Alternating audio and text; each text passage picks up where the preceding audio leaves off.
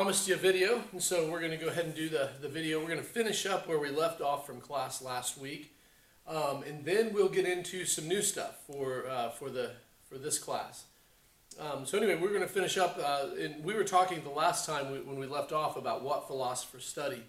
And just by way of a little bit of review, because I know we already got into this a little bit, what we have, one of the things that philosophers study is that of metaphysics. One of the topics they study is metaphysics. Now, metaphysics is the study of being, of existence, and of ultimate reality. This is the question of what is ultimately real, right? Is the world made up of material components only, or is it material, matter, and soul as well, something non-material? So anyway, but metaphysics, the study of being, the study of existence, the study of ultimate reality, begins by asking questions. Questions such as, does God exist? Does God exist? That really is a fundamental question of metaphysics, because it really outlines where a person believes everything came from, what everything is composed of, what gives purpose and value in the world, whether it's God or whether it's something else, whether it's our own personal opinion or whatnot. Does God exist? And if God does exist, what is God like? Metaphysics gets a little bit into the study of philosophy of religion, and what is God like given the world that we live in. The next one is reality fundamentally material in nature, or is there a non-material component to it as well? Now, to understand this question, or some of the parameters of this question, the idea of a material reality, I think most people agree that the world is made up in some way of matter. And when we say matter, what we're talking about is like matter, time, space, and energy. Since Einsteinian physics, with the advent of those and quantum physics and everything, we've noticed a very tight correlation between those four aspects: matter, time, space, and energy, such that when you affect one, the rest of them will be affected as well. They all have to sort of do something in order to calibrate or things like that. So we all assent, we all agree that maybe reality is material, but is there something that's non-material, something that is not made of matter, time, space, and energy? Is there something that is out there that transcends the material existence that we live in? Something like the soul or the mind. And when we say mind, please understand that's separate from brain. Your brain is part of your body, and if the person is talking about a mind, they're talking about a non-material aspect of mental cognitive functions. So there's that. So that's another question. Another one is, do human beings have a soul, or are they composed simply of material components only? It's really like asking this question personally about individuals. So if the world or if the universe is made up in a way that has a non-material component to it, then what about human beings? Do they have a material component to them as well? Do I have a soul? Do I have a spirit? Or are all of my decisions and all of my cognitive functions, are they simply a matter of physiology, of brain matter interacting, neurons firing and things like this? Because the brain is part of my body. When philosophers talk about the mind, they're usually, not always, there are some who don't, but usually talking about something that is separate from the brain. So are all of our mental functions, can they all be explained by brain functions, or are there functions that are related to a non-material brain, or non-material mind, I'm sorry. And then last, are human choices free? And we talked a little bit about that last time. This is the question of whether or not we are free to choose among options. Can we legitimately, now just because we have options available to us doesn't mean that we're free to choose, right? For a human, it may very well be that our choices are all conditioned either socially or psychologically, or maybe even biochemically, maybe even theologically. Maybe God drives us to these determinations. Are human choices predetermined, or are they freely made? But those are questions that metaphysics gets into. And I think maybe you can see how some of these questions, or your answers to some of these questions, might affect how you think about ethics as well. For example, does God exist? How is a person who believes in God going to reason differently when it comes to ethics than a person who doesn't believe in God? Typically, a person who believes in God will try to go to whatever religious authority that they hold to, whether it's a book, a manuscript of some kind, maybe it's a prophet, either living or once living. Maybe it's a church council or something of that nature. They go to the religious authority and they wait to hear the word from God. And we'll talk more about divine command theory as we get into ethics.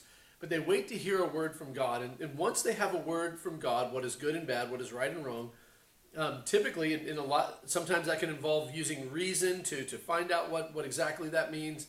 Sometimes it's just simply an authoritative proclamation. But they will usually try to find out somehow what God says about the issue, and they'll follow God on that. Whereas a person who doesn't believe in God, who doesn't put any value in divine command or divine revelation, anything like that, a person who doesn't believe in God will typically look at the consequences. Are the consequences beneficial? Does it promote human flourishing?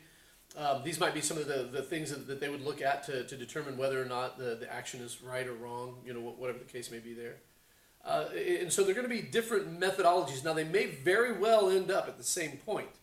They might, for example, both agree that murder is wrong, but they're going to take two different routes to get there. And so metaphysics and our assumptions about metaphysics are going to affect the way that we go about doing ethics. All right. The next one. The next thing that the field of study for philosophy is that of epistemology. Epistemology is the study of knowledge and of how we know what we know. Have you ever considered the answer to that question? How do you know that which you think you know? In epistemology, we ask ourselves, what does it mean to know something? Does it simply mean that you believe in it? Because if that's the case, then I might say that I have knowledge of the flying spaghetti monster because I believe in the flying spaghetti monster. Of course, that would be ridiculous. No such creature exists. So how could I have knowledge of a creature that doesn't exist unless it was a sort of an imaginative knowledge or a knowledge of myth or something like that? So what does it mean? So it can't be just simply belief. It has to go beyond that. But what does it mean to know? When are we justified in saying that we know something? How do we know that our ideas about the world actually correspond to the way that the world is? And that's a good question, because all that I can see and all that you can see are like those are the things that we can see from within our perspective. Who's to say that our perspective is not skewed? My father-in-law is colorblind, and as such, he can't see colors. He's virtually, almost completely colorblind. He cannot see colors. But what that has led him to do, though, is even though he cannot see colors, is that he can see shades a lot better than you or I could. Those people who have normal sight, color sight. So anyway, so he can tell, for example, he can look at a paint job done on a car and find out if that paint job is good. He can see the old paint versus the new paint a lot easier than you or I can, or those who have normal vision can, because he can see the shades. But he only sees things from his perspective, and I only see things from mine. How's it going, man? Feel free to come on in, have a seat. Just doing a recording for another class. So, all right. So, do our ideas, does the way that we view the world actually correspond with the way that the world is? And that's another question that epistemology looks at. Another one is certainty of knowledge possible? Is it ever possible to say that I'm 100% absolute certain in knowing something? And at first you might say, well, yeah, I can know some things with certainty. And certainly we can. For example, I know my name is James Farrar. I know that with certainty. Although, funny story about that, I went to get my birth certificate one time, and my middle name is Lewis, but on my birth certificate it said Louise. And so I didn't know what was going on. And long story short, we tracked it back. They did find the clerical error that changed it to that, but but you know, am I certain that that's what my name is? You know, it casts a shadow of a doubt on that. Anyway, certainty of knowledge. Can we have it? What does it mean to have certainty of knowledge? For example, in the realm of science, for example, at one point, we thought for sure, when I say we, I mean the human race, the scientific community, if you will, thought for sure that the Earth revolved around the sun. That was in all the science textbooks. They had worked it out in order to anticipate things like solar eclipses and whatnot. And they thought for certain that was the way that the world was, until along comes Copernicus and does the math and figures out there's a better way to explain it. And then along comes Galileo and gets a telescope and looks and finds the moons on Saturn and discovers that, wait a second, that's not actually the case. Not everything revolves around the Earth. In fact, the Earth itself is in an orbit around the sun. Now, we thought with certainty we knew at one point, but our certainty was shattered. Who's to say that our certainty about certain things now is not also sort of a falsehood? But anyway, that's another thing that philosophers study, or another question that epistemology asks. Is knowledge best known through what means? And several have been proposed. One of them might be reason. Is reason the best thing that we have, and the best tool in order to know things for sure, to have certainty with knowledge?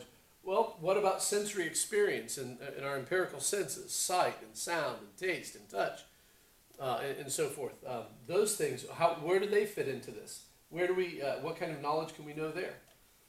Revelation. This is the idea that someone teaches you something. Now, here's the thing. For example, algebra. I did not learn algebra through reason. I didn't sit down and figure it out. I didn't learn it through sensory experience. Sometimes, it wasn't through touching and feeling and seeing. I learned algebra when I learned it because somebody taught it to me. Somebody revealed the mathematical principles underlying algebra at that time. So that would be revelation. However, there is one more sense in which revelation factors into this as well, because we have revelation from person to person. Much like when you were a child, you learned several things from your parents. I did as well. We learned things from peers. We learned things from teachers. We learn things from authority figures and so forth.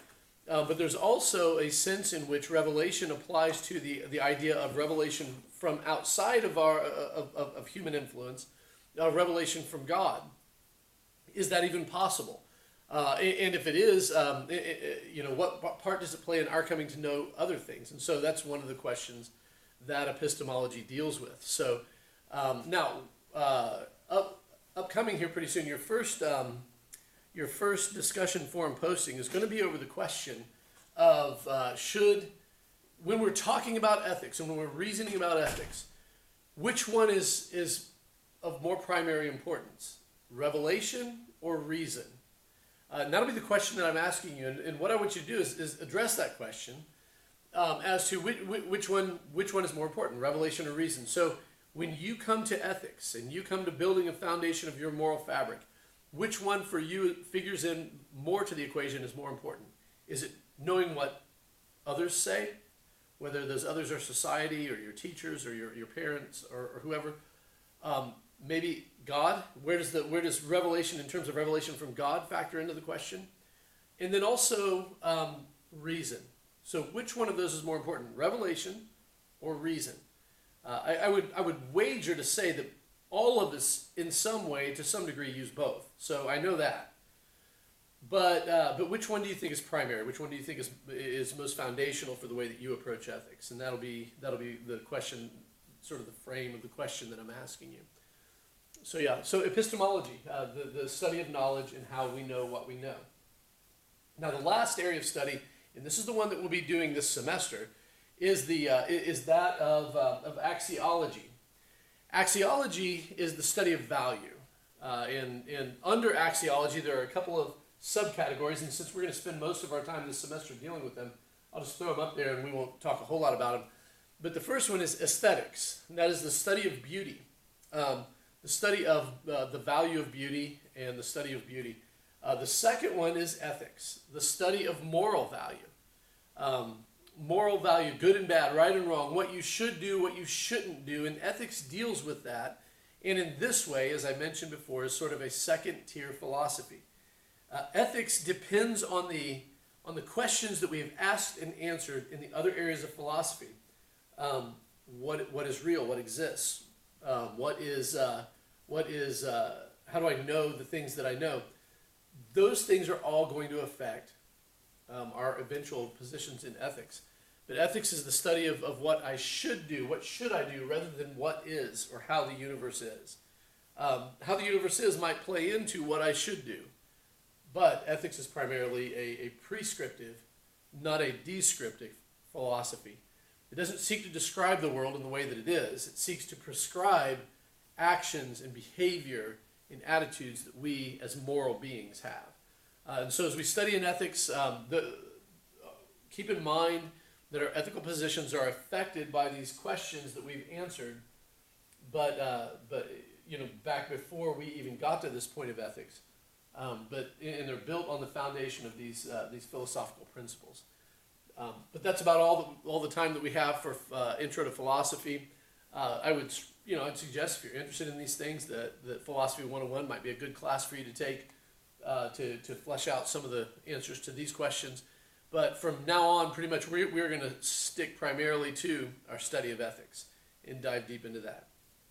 All right, so we'll get to the next video, the next session here in just a moment. Thank you very much.